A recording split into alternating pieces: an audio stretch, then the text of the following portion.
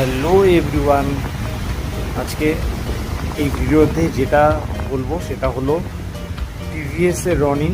আমার রিসেন্টলি যে বাইকটা আমি চালাচ্ছি সেটা হচ্ছে টিভিএস কোম্পানির রনিং।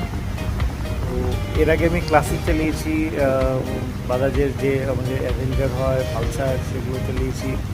তারপরে হন্ডা সিভিক ওখানে ডেক্স চালিয়েছি, হন্ডা ইনকো 160 চালিয়েছি। তার আগে আমার ইলেকট্রা ছিল রয়্যাল এনফিল্ডে, তারপরে ক্লাসিক ছিল রিবন ক্লাসিক। তো অনেক বাইক চালিয়েছি, প্রায় এটা আমার 14 নম্বর বাইক। তো বেসিক্যালি যেটা বলার জন্য আজকে আসা সেটা হলো যে টিভিএস রনিং এই বাইকটা সত্যি খুব একটা আন্ডাররেটেড বাইক। আমাদের সাথে আমাদের যে বাইকগুলো ছিল, যেমন আমাদের ছিল হচ্ছে FZX4V ভার্সন, যেটা dual channel liver traction control দিয়ে। আমার সামনে যাচ্ছে হচ্ছে এক্সট্রিম 160 আর 4 ভালভ।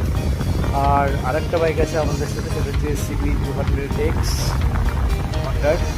তো যাই হোক, সব বাইকই ভালো, কিন্তু এই যে স্পেশালি রনিং যা পারফর্ম করলো পাহাড়ে, ভাই দুর্দান্ত পারফর্ম করলো। যেখানে আদার্স বাইকগুলো 1 নম্বর গিয়ারে টানতে হয়েছিল, আমার গাড়ি 3 নম্বর গিয়ারে উঠে যাচ্ছে।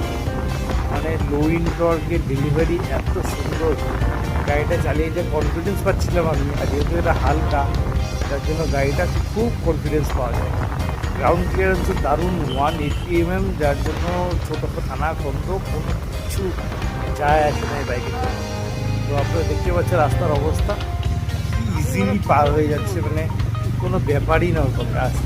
যে চালাচ্ছে বা যে পেছনে বসে আছে, দুজনেরই কোনো রকম অসুবিধা হয় না। চলো এবার চলে আসি বাইকটার একটু মন্দ দিকে, সেটা হলো বাইকটার ইলেকট্রনিক্সটা আমার একটু দুর্বল মনে হলো।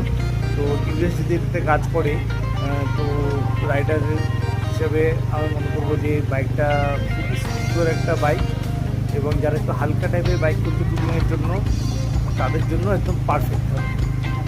চলো আবার দেখা হচ্ছে আগামী ভিডিওতে।